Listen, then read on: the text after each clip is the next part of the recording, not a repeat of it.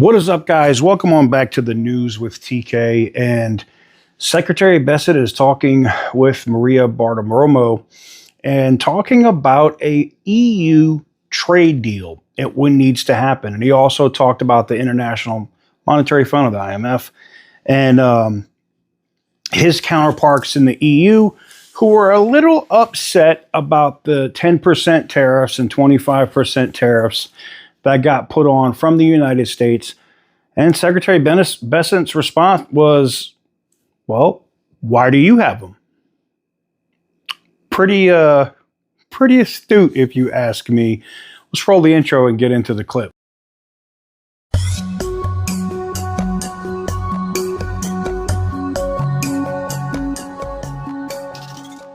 Secretary, we've been hearing reports that the European Union is going to present something next week. Have you spoken with your counterparts in the European Union about a trade deal and lowering their tariffs there? What would you like to see from the EU? Maria, I'm not directly involved with the EU negotiations at present. Last week was IMF World Bank Week in D.C. I met with my counterparts. We had a fulsome discussion about their tariffs, their non-tariff trade barriers, and they were complaining about the tariffs that we put up. And I said, well, if they're so bad, why do you have them? Why do you have a 10% auto tax? Why do you have what's called a digital service tax on our internet companies? They just see a big pot of money and they're going after it. So we're going to bring those down. All I hear about is how special the French farmers are. Well, I'm sure the French farmers are special, but American farmers are special. I'm an American farmer.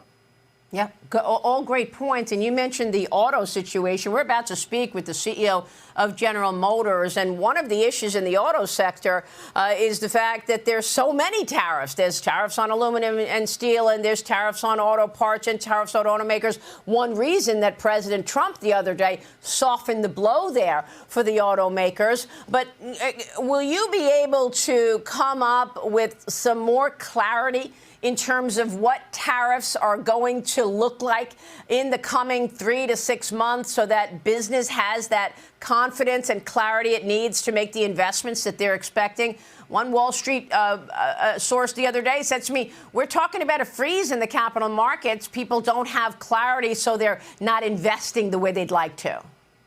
Well, Maria, as a recovering Wall Street person, I can tell you Wall Street people like instant gratification. President Trump's agenda is an agenda for the next 1, 2, 3 decades in the U.S. of bringing back manufacturing. And we have a very, what I call a barbell economy. On one side, we're the envy in the world of financial services, tech. On the other side, we're a great natural resource economy driven by energy. We're going to keep the energy dominance going. And what President Trump is doing is looking to bring back the precision manufacturing jobs that have left over the past decades. And I think we will close the uncertainty aperture more and more every day, every week on these tariffs.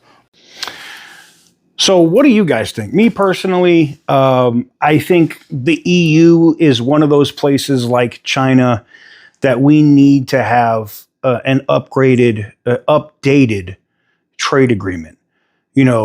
We currently are running around a $250 billion, that's with a B, $250 billion deficit with the European Union.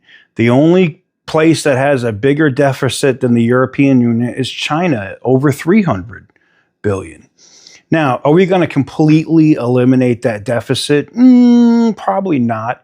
But if we're able to get rid of some of these VAT taxes, these electronic taxes, allow our banks to be able to operate there, or financial, fintechs, things of that nature, let our cars come in without having all these extra, BS fees, then yes, I think not only does the trade deficit go down for us with the European Union, but more closely ties our economies together as well. And, most of those countries in the EU, if not all of them, are members of NATO. And, now with even Ukraine having its own, rare earths and economic deal with the United States, it just makes sense for the EU to try to get this done. Do I think they're going to get it done before India or Japan or Korea? I don't know. I know the UK could also possibly have something done where they're no longer part of the EU as well. So who knows? But I thought this was interesting. I'm sure this is not everybody's cup of tea on the finance side, but it is important, and it does make a huge difference in our economy. Let me know what you guys think in the comment section down below. Give the video a big thumbs up if you like what I do. Hit the subscribe button if you haven't already. And as always, stay petty, my friends.